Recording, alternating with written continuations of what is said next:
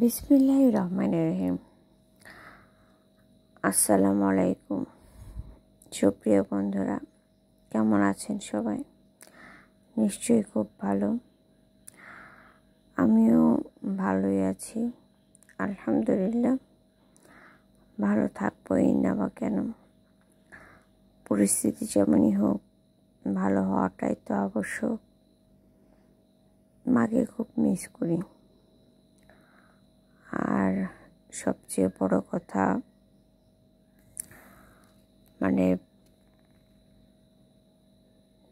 নবী করিম সাল্লাল্লাহু আলাইহি ওয়াসাল্লাম নিজেও তো ইয়াতীম ছিলেন। সোমবার এদিন রোজা রাখা উত্তম।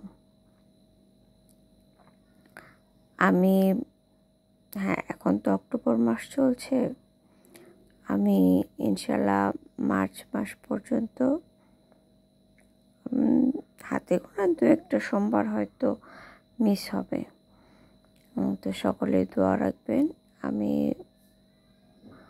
রোজা রাখার ইচ্ছে আছে। আমি এটা 2020 সাল থেকেই মেনটেন করে আসছি। অক্টোবরের 15 তারিখের পর থেকে মার্চ 15 তারিখ পর্যন্ত। হ্যাঁ, এটাও ঠিক যে তখন তো আসলে ফরজ রোজা থাকে। তো ফরজ রোজা তো আর সারা বছরই থাকবে না, মার্চ পর্যন্ত যখন যেরকম থাকে। আর যখন আমি পরিপূর্ণ সুস্থতা অনুভব করব, আমার কিছু কিছু সমস্যা রয়েছে, এই সমস্যাগুলো কাটিয়ে উঠলে ইনশাল্লাহ আমি আমার বাকি জীবনের প্রতিটি বৃহস্পতিবারই রোজা রাখবো। আর 2-1টা সোমবারই হয়তো বা মিস যাবে, সম্ভব হলে পুরোটুকুই রাখবো। আমার এই চিন্তাধারা অভিমত কার কার ভালো লেগেছে প্লিজ কমেন্ট করে বলবেন কেমন। আর আপনারা কে বা কারা এগুলো মেনটেন করেন বা কীরকম করছেন এগুলো নিশ্চয়ই বলবেন। আর সোমবার দিন নয়, সবসময় নবী করিম সাল্লাল্লাহু আলাইহি ওয়াসাল্লামের উপর দুরূদ পেশ করবেন, সাল্লাল্লাহু আলাইহি ওয়াসাল্লাম।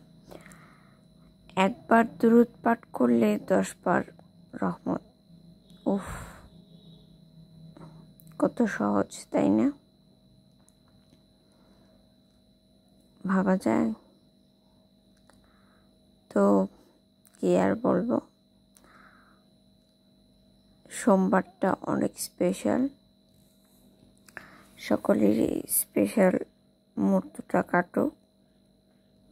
Enjoy yourself, be happy and stay with piece. ভালো থাকুন, সুস্থ থাকুন, নবীজির প্রতি দুরূদ পেশ করুন, সাল্লাল্লাহু আলাইহি ওয়াসাল্লাম, সাল্লাল্লাহু আলাইহি ওয়াসাল্লাম, সাল্লাল্লাহু আলাইহি ওয়াসাল্লাম। জাযাকাল্লাহু খায়র।